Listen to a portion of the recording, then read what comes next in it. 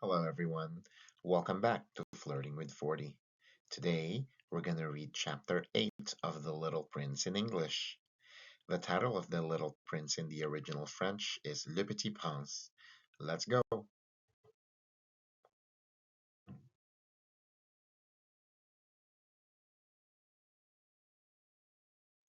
Chapter 8. I soon learned to know this flower better. On the little prince's planet, the flowers had always been very simple. They had only one ring of petals, they took up no room at all, they were a trouble to nobody. One morning they would appear in the grass, and by night they had faded peacefully away.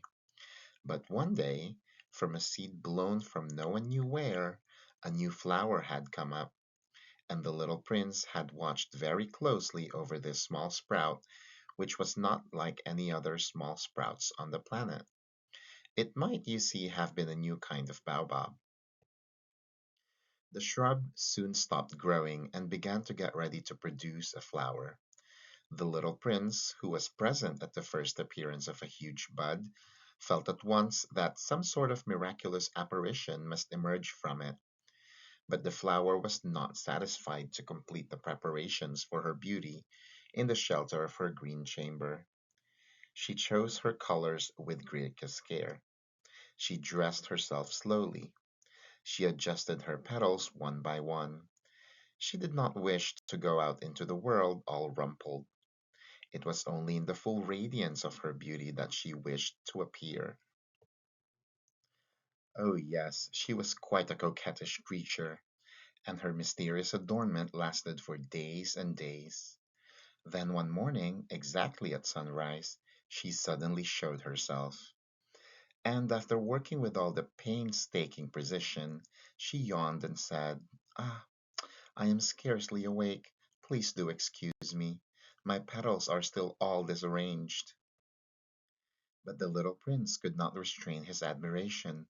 "Oh, how beautiful you are!" "Am I not?" the flower responded sweetly.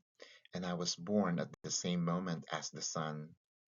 The little prince could guess easily enough that she was not any too modest, but how moving and exciting she was.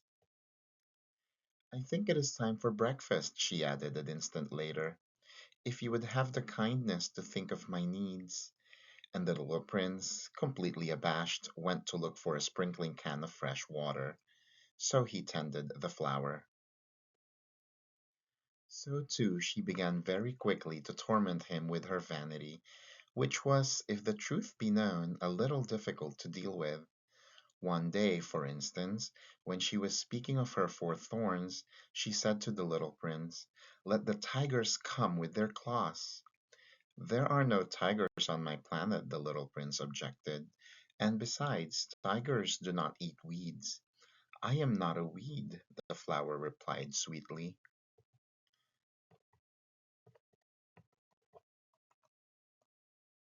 "Do excuse me. I am not at all afraid of tigers," she went on, "but I have a horror of drafts. I suppose you wouldn't have a screen for me?" "A horror of drafts?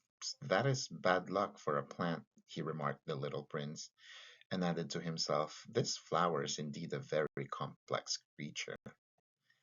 "At night, I want you to put me under a glass globe. It is very cold where you live. In the place I came from—" But she interrupted herself at that point. She had come in the form of a seed. She could not have known anything of other worlds. Embarrassed over having let herself be caught on the verge of such a naive untruth, she coughed two or three times in order to put the little prince in the wrong. "The screen? I was just gonna look for it when you spoke to me." Then she forced her cough a little more so that he should suffer from remorse just the same. So the little prince, in spite of all the goodwill that was inseparable from his love, had soon come to doubt her. He had taken seriously words which were without importance, and it made him very unhappy. "I ought to not have listened to her," he confided to me one day. "One never ought to listen to the flowers. One should simply look at them and breathe their fragrance. Mine perfumed all my planet. but I did not know how to take pleasure in all her grace. This tale of claws, which disturbed me so much, should only have filled my heart with tenderness and pity. And he continued his confidences. The fact is that I did not know how to understand anything. I ought to have judged by deeds and not by words.